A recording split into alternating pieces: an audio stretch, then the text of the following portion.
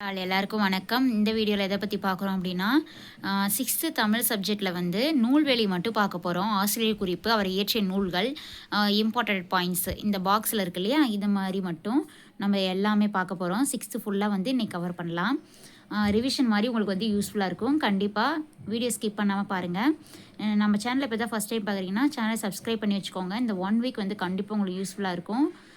Please subscribe பண்ணிக்கோங்க. அதுக்கப்புறம் like பண்ணிவிட்டு வீடியோக்குள்ளே வாங்க போகலாம். ஃபஸ்ட்டு டாபிக் வந்து பாரதிதாசனோட இயற்பெயர் என்னென்னா சுப்புரத்தினம். இவருக்கு இயற்பெயர் ஒன்று இருக்கு இல்லையா, சுப்புரத்தினம். பாரதியோட கவிதைகள் மீது கொண்ட பற்றியின் காரணமாக தம் பெயரை பாரதிதாசன் மாற்றிக்கொண்டார். இவர் பாரதியார் கவிதைகள் இருக்கு இல்லையா, அவங்க மேலே பற்று கொண்ட காரணமாக தான் வந்து இவர் பாரதிதாசன் இவர் பேரை வந்து மாற்றிக்கிட்டாரு. அப்புறம் தம் கவிதைகளில் பெண் கல்வி, கைம்பெண் மறுமணம், பொது உடைமை, பகுத்தறிவு முதலான புரட்சிகரமான கருத்துக்களை வந்து உள்வாங்கி பாடியிருப்பார். இவர் பாடினது என்னென்னா பெண் கல்வி, கைம்பெண் மறுமணம், பொது உடைமை, பகுத்தறிவு, இதெல்லாம் ஞாபகம் வச்சுக்கோங்க. இவர் வந்து புரட்சி கவி என்று போற்றப்படுகிறார். புரட்சி கவி டேஸ் யாரை வந்து போற்றப்படுறார் அப்படின்னு கேட்டால் கூட நம்ம வந்து பாரதிதாசன் எழுதணும். இவர் வந்து பாவேந்தர் பாரதிதாசனும் சொல்லுவாங்க. பாவேந்தர்னும் போற்றுவர். ஸோ கண்டிப்பாக உங்களுக்கு யூஸ்ஃபுல்லாக இருக்கும். நெக்ஸ்ட் பார்க்கலாம். அப்புறம் நெக்ஸ்ட் யாருன்னு பார்க்கலாம். பெருஞ்சித்திரனாரோட இயற்பெயர் வந்து மாணிக்கம். இவர் தான் மாணிக்கம். இவர் பாவலரேறு அப்படின்னு சிறப்பு பெயரால் வந்து அழைக்கப்படுறாங்க. இவர் இயற்றிய நூல்கள் என்ன பார்த்தீங்கன்னா கனிச்சாறு, கொய்யாக்கனி, பாவிய கொத்து, நூறாசிரியம். நம்ம எப்போவுமே புக்கில் படிக்கும்போது கொஞ்சம் மறக்கிற மாதிரி இருக்கும். நம்ம அதை சொல்லி பார்க்கணும். எப்போவுமே படிச்சுட்டு அதை வந்து நம்ம ரீகால் பண்ணால் மட்டும்தான் நமக்கு ஞாபகம் வரும். கனிச்சாறு, கொய்யாக்கனி, பாவிய கொத்து, நூறாசிரியம், மொத்தம் 4 நூல்களை வந்து இவர் இயற்றியிருக்காரு. அதுக்கப்புறம் இதழ்கள்லாம் நடத்தியிருக்காரு. அது என்னென்னா தென்மொழி, தமிழ் சிட்டு, தமிழ் நிலம், இந்த இதழ்கள்லாம் வந்து இவர் நடத்தியிருக்காரு. இப்போ தமிழ் நிலம் டேஸ் நடத்தினார் அப்படின்னு கேட்கலாம். இது யாருன்னு வந்து ஆப்ஷன் கொடுத்துடலாம். இல்லை பாரதியார், பாரதிதாசன், பெருஞ்சித்திரனார் அப்படி கொடுப்பாங்க. அது வந்து நம்ம என்ன எழுதணும், பெருஞ்சித்திரனார் வந்து டிக் பண்ணணும். அது மாதிரி தனித்தமிழையும் தமிழையும் பரப்பிய பாவலர் இவர் அப்படின்னு சொல்லுவாங்க. இவங்கள தேன்மொழி, தமிழ் சிட்டு, தமிழ் நலம் இந்த இதழ்களை வந்து நடத்தியிருக்காரு. ஓகே, நெக்ஸ்ட் பார்க்கலாமா. நெக்ஸ்ட் பார்த்தீங்க அப்படின்னா சிலப்பதிகாரம் எனும் காப்பியத்தை இயற்றியவர் யாருன்னா இளங்கோவடிகள். இவர் வந்து சேர மன்னர் மரபை சேர்ந்தவர்னு இவர் சொல்லுவாங்க. இவர் காலம் வந்து கிபி 2ஆம் நூற்றாண்டு. வந்து சிலப்பதிகாரம் வந்து 5 பெருங்காப்பியங்களில் ஒன்று தான் சிலப்பதிகாரம். இதுவே வந்து தமிழோட முதல் காப்பியம்னு சொல்லுவாங்க சிலப்பதிகாரத்தை. இது வந்து முத்தமிழ் காப்பியம், குடிமக்கள் காப்பியம்னு இது வந்து போற்றப்படுவாங்க. சிலப்பதிகாரமும் மணிமேகலையும் இரட்டை காப்பியங்கள்னு வந்து அழைப்பாங்க. சிலப்பதிகாரமும் மணிமேகலையும் இரட்டை காப்பியம்னு அழைப்பாங்க. திங்கள் ஞாயிறு மலை அப்படின்னு இயற்கையை வாழ்த்துவதாக இந்த நூல் வந்து தொடங்குகிறதுன்னு சொல்கிறாங்க. நெக்ஸ்ட் பார்க்கலாம். நெக்ஸ்ட் பாருங்கள். இவரை தெரியாதவங்க யாருமே இருக்க முடியாது. நம்ம சின்ன வயசுலேருந்தே இவரை வந்து நம்ம படிச்சுட்ருப்போம். 20ஆம் நூற்றாண்டின் இணையற்ற கவிஞர் தான் வந்து பாரதியார். அவரோட இயற்பெயர் வந்து சுப்பிரமணிய பாரதியார்னு சொல்லுவாங்க. இளமையிலேயே சிறப்பாக கவிபாடும் திறன் பெற்றவர்னு சொல்லுவாங்க இவங்களை. எட்டயபுரம் மன்னரால் பாரதி என்னும் பட்டம் வழங்கி சிறப்பிக்கப்பட்டவர் தான் பாரதியார். தம் கவிதையின் வழியாக விடுதலை உணர்வை ஊற்றியவர் இவர்.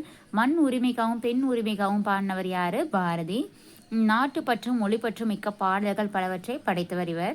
இவர் இயற்றிய நூல்கள் என்ன அப்படின்னா பாஞ்சாலி சபதம், கண்ணன் பாட்டு, குயில் பாட்டு, இது எல்லாமே இவர் இயற்றியதுதான். பாரதியார் கவிதைகள் என்னும் தொகுப்பில் வந்து இந்த பாடல் வந்து இடம்பெற்றுள்ளதுன்னு சொல்கிறாங்க.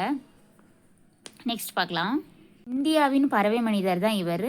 இன்றைய பறவையில் ஆய்வாளர்களுக்கு முன்னோடி வந்து டாக்டர் சலீம் அலி. தம் வாழ்நாள் முழுவதும் பறவைகளை பற்றி ஆராய்ச்சி செய்வதிலும் அவற்றை படம் பிடிப்பதிலும் ஈடுபட்டவர் தான் இவர். அதனால் அவர் இந்தியாவின் பறவை மனிதர் அப்படின்னு அழைக்கப்படுறாங்க. இவர் பேர் என்னது? டாக்டர் சலீம் அலி. இன்றைய பறவையியல் ஆய்வாளர்களுக்கு முன்னோடி வந்து டாக்டர் சலீம் அலி.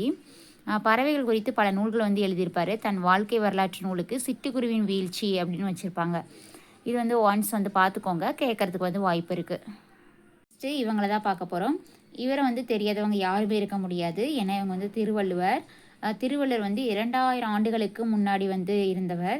எக்காலத்துக்கும் பொருந்தும் வாழ்க்கை நெறிகளை வகுத்து கூறியிருப்பார் இவர் வந்து திருக்குறள் படித்தோம் அப்படின்னா நம்ம வாழ்க்கையில் வந்து நிறைய வந்து ஃபாலோ பண்ண முடியும், நிறைய மாற்றிக்க முடியும். லைஃப் வந்து நல்லா இருக்கும், நல்ல வந்து ஊக்கம் இருக்கும், எல்லாமே இருக்கும். திருவள்ளுவர் வந்து அவ்வளோ கருத்துக்கள் வந்து திருக்குறளில் சொல்லியிருப்பார். எல்லா குறளையும் படிக்கும்போது ஒவ்வொரு விளக்கமுமே வந்து அவ்வளோ சூப்பராக இருக்கும். எல்லாமே வந்து நன்மைகள் மாதிரி நம்ம வாழ்க்கைக்கு வந்து எல்லாமே சூட் ஆகிற மாதிரி தான் அவர் வந்து சொல்லியிருப்பார். அதுக்கப்புறம் வான்புகழ் வள்ளுவர், தெய்வப்புலவர், பொய்யில் புலவர், இன்னும் நிறைய சிறப்பு பெயர்கள்லாம் இவருக்கு இருக்குது. திருக்குறள் வந்து அறத்துப்பால், பொருட்பால், இன்பத்துப்பால் அப்படின்னு 3 பிரிவுகளை வந்து கொண்டிருக்கு. 14 கீழ்கணக்கு நூல்களில் ஒன்று தான் இந்த திருக்குறள். 133 அதிகாரங்களில் 1330 குறட்பாக்களை கொண்டது இந்த திருக்குறள். திருக்குறளில் வந்து இல்லாத எதுவுமே இல்லை, சொல்லாத எதுவுமே இல்லை, வகையில் தான் சிறந்து இருக்குது. திருக்குறளுக்கு வந்து உலக பொதுமறை, வாயுரை வாழ்த்து, பல சிறப்பு பெயர்களும் இருக்குது. திருக்குறளுக்கும் சிறப்பு பெயர் இருக்குது, திருவள்ளுவருக்கும் சிறப்பு பெயர் இருக்குது.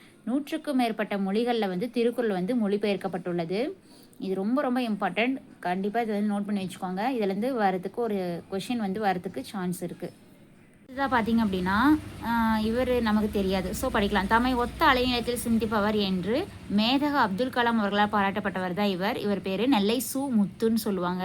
அப்துல் கலாம் அவர்களால் வந்து பாராட்டப்பட்டவர் தான் இவர், நெல்லை சு முத்து. இவர் வந்து அறிவியல் அறிஞர் மற்றும் கவிஞர்னு சொல்கிறாங்க. விக்ரம் சாராபாய் விண்வெளி மையம், சதீஷ் தவான் விண்வெளி மையம், இந்திய விண்வெளி மையம் ஆகிய நிறுவனங்களில் வந்து பணியாற்றுறதுனால அப்துல் கலாம் வந்து பாராட்டப்பட்டவர். அறிவியல் கவிதைகள், கட்டுரைகள் பலவற்றை வந்து இவர் படைத்திருக்காரு. 80க்கும் மேற்பட்ட நூல்களை வந்து வெளியிட்டிருக்காரு. இது வந்து ஒன்ஸ் பார்த்துக்கோங்க. நெக்ஸ்ட் ஃபஸ்ட் டேர்ம் வந்து கம்ப்ளீட் ஆயிடுச்சு. இது வந்து செகண்ட் டேர்மு. இதில் வந்து இவர் யார், இவங்களை தெரியுமா? அவங்களுக்கு தெரிஞ்சால் கமெண்டில் சொல்லுங்கள். இந்நூலோட ஆசிரியர் வந்து ஔவையார்.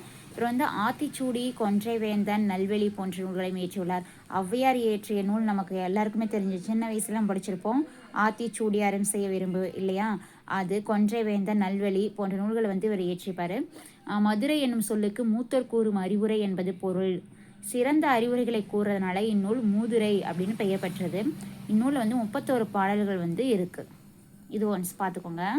இதாக பார்த்தீங்க அப்படின்னா இவர் வந்து எளிய தமிழில் சமூக சீர்திருத்த கருத்துக்களை வலியுறுத்தி பாடியவர். இவர் வந்து பட்டுக்கோட்டை கல்யாண சுந்தரம்னு சொல்லுவாங்க. தமிழில் வந்து சமூக சீர்திருத்த கருத்துக்களை வலியுறுத்தி பாடியவர் தான் இவர், பட்டுக்கோட்டை கல்யாண சுந்தரம். திரை இசை பாடல்களில் வந்து உழைப்பாளிகளின் உயர்வை வந்து போற்றியவர். மக்கள் கவிஞர் அப்படின்னும் சிறப்பு பெயரால் அவர் அழைக்கப்படுபவர். மக்கள் கவிஞர் என்று அழைக்கப்படுபவர் யாருன்னு கொடுத்து ஆப்ஷன் கொடுக்கலாம். அது வந்து பட்டுக்கோட்டை கல்யாண சுந்தரம். நீங்கள் டிக் பண்ணி வச்சுக்கோங்க. ஒன்ஸ் பார்த்துக்கோங்க. இதுதான் பாருங்கள். ஆசாரக்கோவையின் ஆசிரியர் வந்து பெருவாயின் முள்ளியார். பெருவாயின் முள்ளியார். இவர் பிறந்த ஊர் வந்து கயத்தூர்.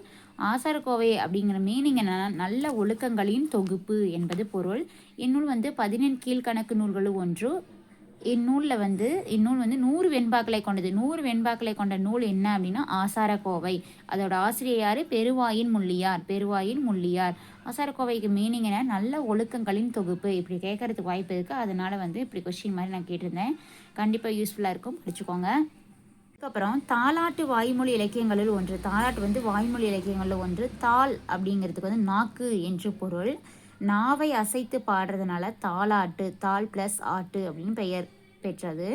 குழந்தையின் அழுகையை நிறுத்தவும் தூங்க வைக்கும் இனிய ஓசையம் பாடும் பாட்டில் தான் தாலாட்டுன்னு சொல்லுவாங்க. தாலாட்டு பிரிக்கிறது வந்து தாள் ப்ளஸ் ஆட்டுன்னு சொல்லலாம். தாள் மீனிங் வந்து நாக்கு அப்படின்னு மீனிங். இதையும் பார்த்து வச்சுக்கோங்க. பார்த்தீங்கன்னா நம்ம வந்து இப்போ நூல்வெளி மட்டும் தான் பார்த்துட்டு வரோம். ஒவ்வொரு நூல்லையும் வந்து அதோட ஆசிரியர் குரூப் வந்து நம்ம பார்த்துட்ருக்கோம். இது பாருங்கள், முடியரசனோட இயற்பெயர் வந்து துரைராசு. இவர் தான் முடியரசன். இவரோட இயற்பெயர் வந்து என்னது துரைராசுன்னு சொல்லுவாங்க. இவர் எழுதிய நூல்கள் என்ன பார்த்தீங்கன்னா பூங்கொடி, வீரகாவியம், காவியப்பாவை. காவியப்பாவை நூலை எழுதியுள்ளவர் யாருன்னு கேட்டாங்கன்னா முடியரசன் என்ற துரைராசு அப்படின்னு எழுதணும். காவியப்பாவை, பூங்கொடி, வீரகாவியம், இது ஞாபகம் வச்சுக்கோங்க கண்டிப்பாக.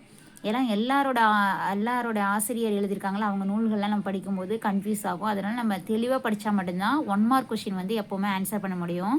அதனால் நல்லா தெளிவாக படித்து வச்சுக்கோங்க. நம்ம வந்து அதுவான்னு நமக்கு வந்து மார்க் போகிறதே வந்து அதுவான்னு தான் எழுதும் போது தான் நமக்கு டஃப் ஆகும். ஸோ நிறைய படிச்சுட்டு எதுவுமே தெரியாமல் போகிறத விட கொஞ்சமாக படிச்சுட்டு நம்ம அதை தெளிவாக படிச்சுட்டு போகும்போது கண்டிப்பாக மார்க் எடுக்க முடியும். பூங்கொடி, வீரகாவியம், காவியப்பாவை முதலிய நூல்களை வந்து எழுதியிருப்பார்.